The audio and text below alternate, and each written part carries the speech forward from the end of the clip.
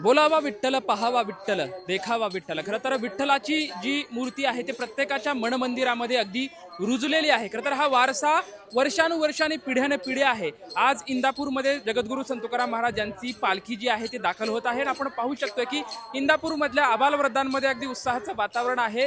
हे शाळकरी जे मुलं आहेत त्यांनी खरं तर ही पालखी जी आहे त्यांची शाळेची जी जगद्गुरू संत तुकाराम महाराजांची पालखी खरं तर पालखी येण्यापूर्वी त्यांच्या शाळेच्या माध्यमातून ही पालखी काढण्यात आली. आपण पाहू शकतो की कशा पद्धतीने उत्साहाचं वातावरण आहे. या विद्यार्थ्यांशी आपण चर्चा करूयात.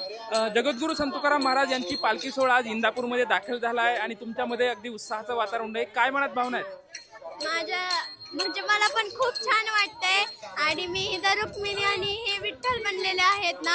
सो आमच्या शाळेत अशी परंपराच आहे की पालखी दिवशी अशी दिंडी काढायची, छोटी का होईना पण खूप आनंद होतो.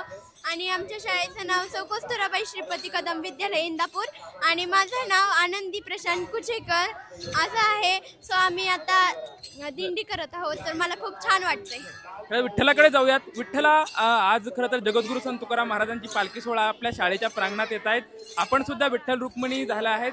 काय मनात भावना आहेत? आज जगद्गुरू संत तुकारामांचा पालखी सोहळा या ठिकाणी येतोय. आम्हाला खूप छान वाटतंय आणि ही परंपरा खूप वर्षांपासून चालत आहे आणि ही परंपरा अशीच आम्ही पुढे चालवत राहू.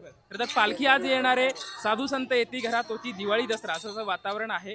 परंतु आज शाळेच्या तुमच्या सर्व शिक्षकांनी आणि एवढं छानसा असं तुम्ही पालखी सोहळा आयोजित केलाय. काय शिक्षकांनी सांगितलं की कशा पद्धतीने तयारी करायची होती? खूप छान आहे ही, म्हणजे आमच्या शाळेत खूप वर्षांपासून ही पालखी रिंगण खूप मोठ्या उत्साहाने साजरा होतं. ज्ञानोबा माऊलीचे जयघोष होत आहेत. तुळशीचं वृंदावन डोक्यावरती घेतलंय, पालखी तयार केली. काय वाटतंय? खूप छान वाटतंय आम्हाला यात आम्ही दरवर्षी यात सहभागी होतो. या दिंडीसाठी आम्हाला खूप छान वाटतं. असं वाटतं की कधी दिंडी येणार. तर हे विद्यार्थी आहे ते दिंडीची अगदी आतुरतेने वाट पाहत असतात. आपण बघतोय की टाळकरी सुद्धा या ठिकाणी आहे. ज्ञानोबा तुकोबाचा गजर करतोय, टाळ वाजतोय. काय मनात काय वाटतंय? मी तुकाराम म्हणले आणि माझं नाव स्वामीराज जामदारे आणि मला खूपच भारी वाटतं ह्या दिंडीमध्ये. आम्ही दरवर्षी दिंडी छोटी कोयना पण काढतो. त्यामुळे आम्ही अजून गेल्या वर्षी पण काढली होती, पुढच्या वर्षी पण आम्ही काढणार आहे.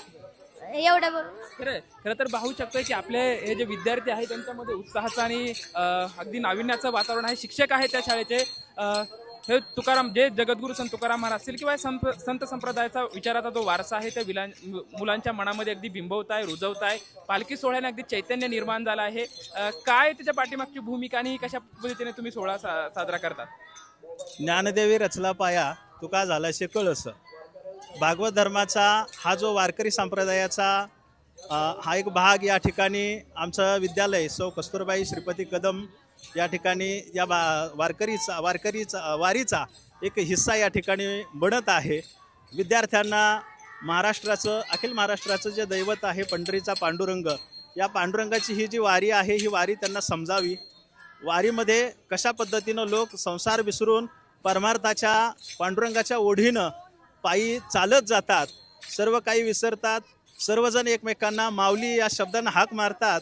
आणि हा जो वारीचा एक भाग आहे, हा वारीचा भाग, वारी कशी आहे, वारी कशासाठी असते, वारी कोण करतं, वारी कशी केली जाते, या सगळ्या गोष्टी या ठिकाणी विद्यार्थ्यांना समजाव्यात म्हणून आमच्या विद्यालयाकडून हा एक दिंडीचा उपक्रम या ठिकाणी राबवला जातो. दरवर्षी आमचं विद्यालय या ठिकाणी जगद्गुरू संतश्रेष्ठ तुकाराम महाराज यांच्या या पालखी सोहळ्यामध्ये सहभागी होतं. आम्हालाही त्याचा सार्थ अभिमान आहे. दुःखाला अहंकाराला बाजूला सारी ती म्हणजे वारी. आणि ह्या वारीचा खरं तर अनुभव या सर्व विद्यार्थ्यांना घेता यावा आणि यासाठी हे जे महाविद्यालय आहे ते विद्यालय आहे ते गेली अनेक वर्षापासून सातत्यानं पालखी येण्याच्या पार्श्वभूमीवरती हे उपक्रम राबवत असते. आपण पाहू शकतो की खरं तर या भक्तिरसामध्ये डुंबलेले हे विद्यार्थी आहेत, टाळ घेतलेले आहेत आणि या भक्तिरसामध्ये अगदी नाहलेले विद्यार्थी सुद्धा आपल्याला पाहायला. त्या शाळेच्या ज्या शिक्षिका आहेत त्यांनी सुद्धा खरं तर हातामध्ये टाळ घेऊन या विद्यार्थ्यांसोबत टाळ वाजवण्याचं ते काम करत आहेत. बोलावा विठ्ठल, पहावा विठ्ठल आणि हा विठ्ठल प्रत्येकाच्या मनमंदिरामध्ये रुजावा अशीच काहीची भावना सध्या या ठिकाणी आपल्याला पाहायला मिळते. खरं तर आपण पाहू शकतो की हा जो सोहळा आहे आनंदाचा सोहळा आहे, नाविन्याचा सोहळा आहे, चैतन्याचा सोहळा आहे आणि याची प्रचिती सध्या आपल्याला इंदापूरमध्ये पाहायला मिळते. अगदी सकाळपासूनच उत्साहाचं वातावरण सुद्धा इंदापूरमध्ये पाहायला मिळते. आपण बघू शकतो की ते सर्व विद्यार्थी जे आहेत ते अगदी सकाळपासूनच त्यांच्या चेहऱ्यावरती आनंदाचं वातावरण आहे. ज्ञानोबा तुकोबाचा गजर करत तर पालखीच्या स्वागतासाठी अगदी ही शाळा जी आहे ती सज्ज झालेल्या सध्या आपल्याला पाहायला मिळते. लहानपण देगा देवा मुंगी साखरेचा रवा. खरं तर याची प्रचिती ज्या संतांनी आपल्या अभंगाच्या माध्यमातून मांडलेली आहे आणि याची प्रचिती सध्या या प्रांगणावरती आपल्याला येत आहे. कॅमेरामॅन अभिजित पिसेसोबत लक्ष्मण जाधव, टीव्ही मराठी, इंदापूर.